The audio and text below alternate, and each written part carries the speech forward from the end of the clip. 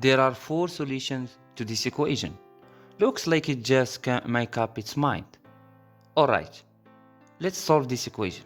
And don't forget to give me a like, please. I hope you to find many solutions in your life. Let's start with the first way.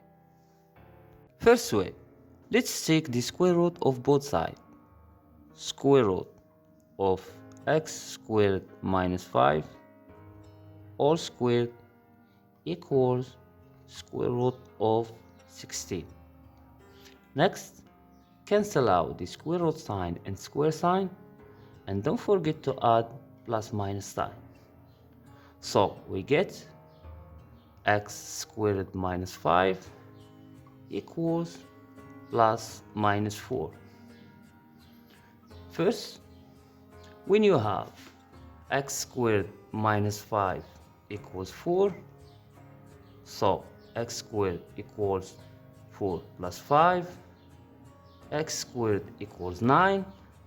Take the square root of both sides, and then x equals plus minus 3. Next, when you have x squared minus 5 equals negative 4, so x squared equals negative 4 plus 5, x squared equals 1. Take the square root of both sides, and then x equals plus minus 1. Let's jump to the next way. Alright, let's solve this equation using the difference of squares. We have a squared minus b squared give us, what does this difference give us? Give us a minus b times a plus b. Basically, we just make the equation look like this. To get something like this, we just move the 16 to the left. So we get x squared minus 5 all squared minus 16 equals to 0. Next, x squared minus 5 all squared, and 16 is 4 to the power 4 squared, then equals to 0. What does this difference give us? Give us x squared minus 5 minus 4 times x squared minus 5 plus 4, then equals to 0.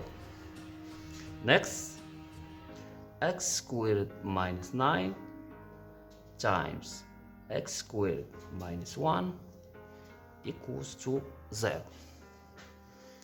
Next, x squared minus 9 is 3 squared times x squared minus 1 is 1 squared, then equals to 0.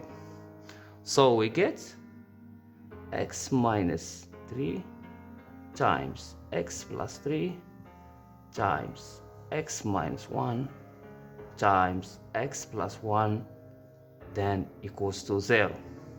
So x equals 3 or x equals negative 3, x equals 1 or x equals negative 1. Thank you very much. See you in the next one.